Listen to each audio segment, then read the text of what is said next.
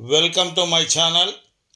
కృష్ణ ద్వైపాయన వేదవ్యాస విరచిత శ్రీ విష్ణు సహస్రనామ స్తోత్రం 25 మరియు 26 శ్లోకముల యొక్క అర్థ వివరణ. 25వ శ్లోకం. ఆవర్తనో నివృతాత్మా సంవృతః సంప్రమర్దనః అహ సంవర్తకో వహ్నిరనిలో ధరణీధరః. 25వ శ్లోకంలోని మొదటి నామం అనగా 228వ నామం ఆవర్తన అనగా జగచ్చక్రమును లేదా సంసార చక్రమును సదా తిప్పుచుండువాడు అని అర్థం. 229వ నామం నివృతాత్మ అంటే సంసారము చేత సృశింపబడని వాడు అని అర్థం. అనగా ప్రపంచముతో ఎట్టి సంబంధము లేనివాడు ఈయన. 230వ నామం సంవృతః అవిద్యారూపమైన మాయచే కప్పబడినవాడు అని అర్థం. 231వ నామం సంప్రమర్దనః సకల ప్రాణులపై వినాశకరమైన తాడనములతో వ్యవహరించువాడు అని అర్థం. అనగా తమోగుణ ప్రధానులైన అజ్ఞానులను పీడించువాడు ఈయన అని అర్థం. 232వ నామం అహ సంవర్తకః రోజులను చక్కగా నడిపెడి ఆదిత్య రూపుడు. అనగా పగలు రాత్రి ఒకదాని తర్వాత ఒకటి క్రమముగా భ్రమణము జరుగునట్లుగా క్రమబద్ధీకరించువాడు అని అర్థం. భూమి తన అక్షంపై భ్రమణము చేయుచు అనగా తన చుట్టూ తాను తిరుగుచు రాత్రింబవళ్ళు ఏర్పడటం కారణమగుచున్నది. ఇప్పటికీ కొన్ని కోట్ల సంవత్సరముల నుండి ఇంత పెద్ద భూమి భ్రమణము చేయుచునే ఉన్నది. ఇంకనూ భవిష్యత్తులో కూడా కొన్ని కోట్ల సంవత్సరముల పాటు భ్రమణము చేయుచునే ఉండును. భూమి మీద జడ పదార్థం మాత్రమే కోట్ల కొలది సంవత్సరముల పాటు ఏమాత్రమూ ఖచ్చితత్వమును కోల్పోకుండా రాత్రింబవళ్లను ఏర్పాటు చేయుచు భ్రమణమును కొనసాగించుట అన్నది జడ పదార్థమైన భూమికి ఎట్లు తెలియను? దీనికి సమాధానం ఒకటే.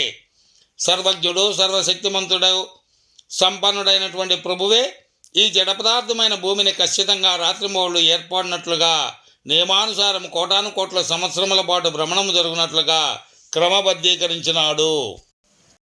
233వ నామం వహ్నిహి అనగా యజ్ఞములందు హోమకుండములలో హవిస్సును మోసడి అగ్ని అని అర్థం. అగ్నిదేవుడు ఆ ప్రభువు విష్ణువే అని. ప్రజలు దేవతలను సంతృప్తిపరిచి వారి ఆశీస్సులను అందుకొనుటకై యజ్ఞములను చేసేదరు. వారు మంత్రోచ్చారణ సహితముగా హోమ ద్రవ్యములను పవిత్రాగ్నిలో వేయుచు తద్వారా ఆ సంబంధిత దేవతను ఆవాహన చేయుచు ప్రార్థించెదరు. ఆ హోమములను ఆ సంబంధిత దేవతలకు అందజేయు కార్యము అగ్నిహోత్రునిది. ఇక్కడ ప్రభు విష్ణువే అగ్నిహోత్రుని పాత్రను వహించి తత్సంబంధిత దేవతకు ఆ హోమములను అందజేయును.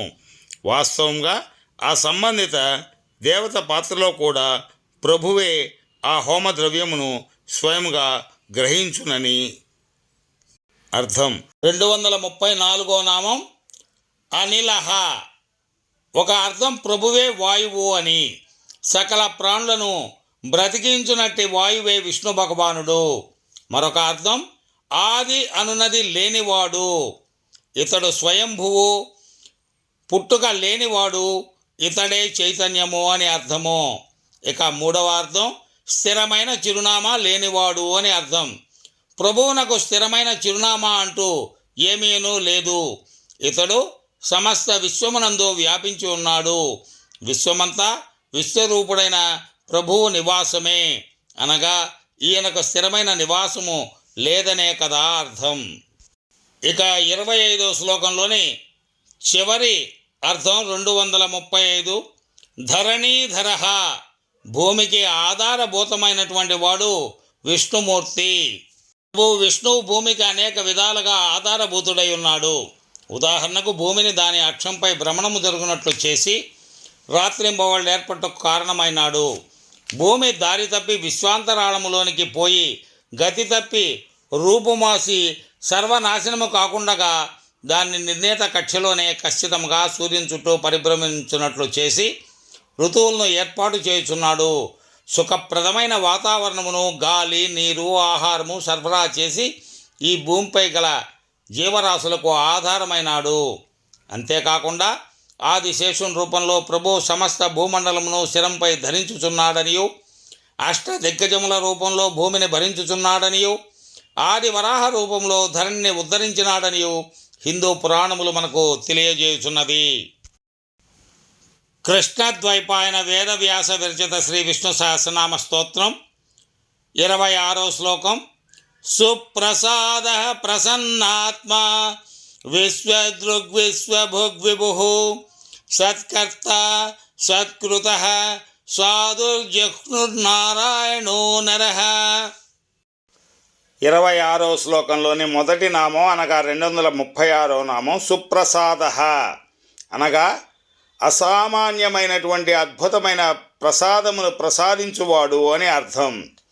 ప్రేమతోనూ వాత్సల్యముతోనూ ఇచ్చు ఆశీస్సుల్నే ప్రసాదము అని అంటారు.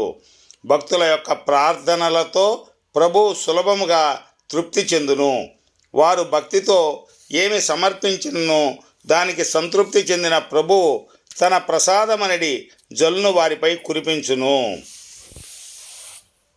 మంచి మనస్సుతో భక్తుడు ప్రీతిపూర్వకముగా ఆకును కానీ, పువ్వును కానీ, పండును కానీ, తుదకు కొంచెము జలమును కానీ ఇచ్చినచో దాన్ని ఆయన సంప్రీతితో ఆరగించును.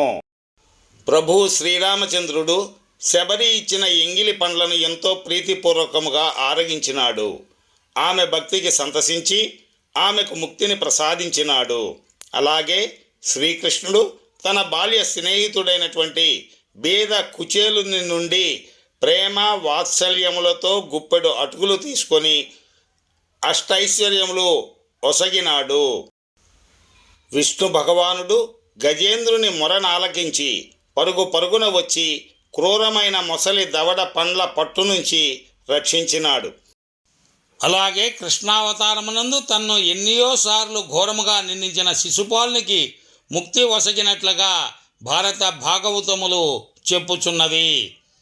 ఇక 237వ నామం ప్రసన్నాత్మ అనగా ఎప్పుడునూ కల్మషములచే మలినము కానివాడు ఈయన అని అర్థం. అలాగే మరొక అర్థం ఎల్లప్పుడూ ఆహ్లాదకరముగాను సంతోషముగాను ఆత్మతృప్తి కలవాడుగాను ఉన్నట్టి ప్రభువు ఈయన అని అర్థం.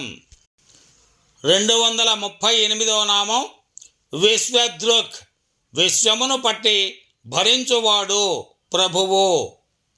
అలాగే 239వ నామం విశ్వభుక్ విశ్వమును భక్షించువాడు అనగా ప్రాపంచికమైనటువంటి వాటిని అనుభవించువాడు, ప్రపంచమును పాలన చేయువాడు అని అర్థం.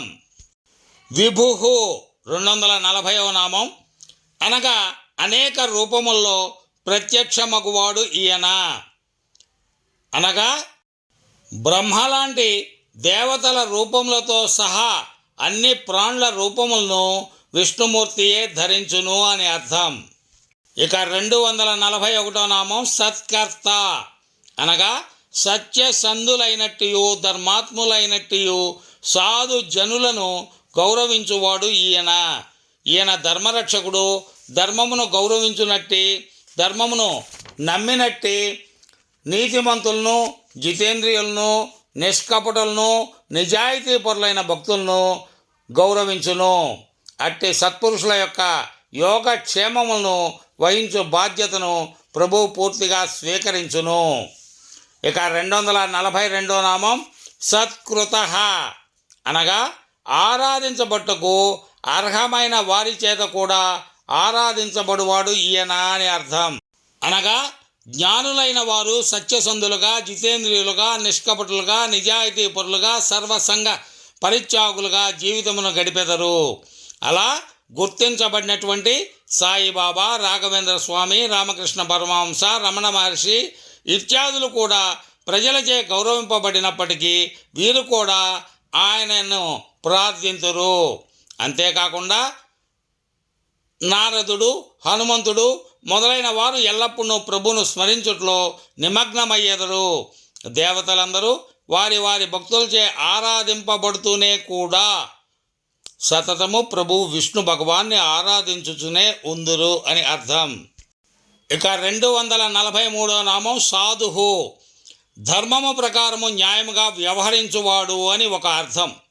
మరొక అర్థం సాధించవలసిందంతా సాధించినవాడు అని అర్థం. మరొక అర్థం మూడవది ఇతరుల సహాయము లేకుండా సాధించవలసిన లక్ష్యములన్నింటినీ నెరవేర్చుకొనగలిగిన వాడు అని అర్థము.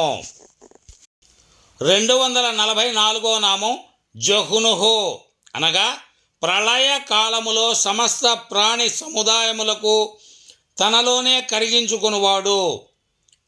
మరొక అర్థం దుష్టులను త్యజించి శిష్టులకు మోక్ష మార్గము వైపుకు మార్గదర్శకత్వమును వహించువాడు అని అర్థం. ఇక 245వ నామం నారాయణ, నారములలో నివసించువాడు అని ఒక అర్థం. మరొక అర్థం జీవులలో నివసించువాడు. మూడవ అర్థం నీటిపై శయనించువాడు అని అర్థం. ఇక చిట్టచివరగా నరహ, ప్రాచీనుడు అని ఒక అర్థం, దర్శకుడు అని మరొక అర్థం. మూడవ అర్థం నాశనమునకు స్వాధీనము కానివాడు. మరి నాలుగవ అర్థం కామ క్రోధ లోభములకు అతీతుడైనటువంటి వాడు ఈయన అని. ఈ విధంగా 26వ శ్లోకం యొక్క తాత్పర్యం చెప్పుకొనటమైంది. కృష్ణ ద్వైపాయన వేద వ్యాస విరచిత శ్రీ విష్ణు సహస్రనామ స్తోత్రం. ఇది మొత్తం 108 శ్లోకాలను కలిగి ఉంది. ఈ 108 శ్లోకాల్లో కూడా 1000 నామాలు ఉన్నాయి. వీటన్నింటికీ కూడా అర్థ వివరణ ఇవ్వడానికి ప్రయత్నం చేస్తున్నాం. ఈ మా చిన్ని ప్రయత్నాన్ని సహృదయంతో ఆదరించండి. అలాగే మా ఛానల్ని దయచేసి లైక్ చేయండి, షేర్ చేయండి మరియు సబ్స్క్రైబ్ చేయండి.